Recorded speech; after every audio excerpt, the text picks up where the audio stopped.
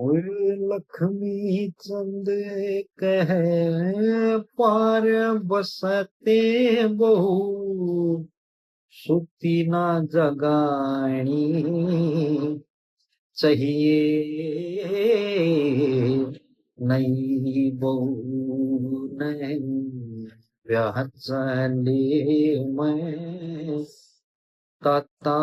पानी चाहिए और घी मीठे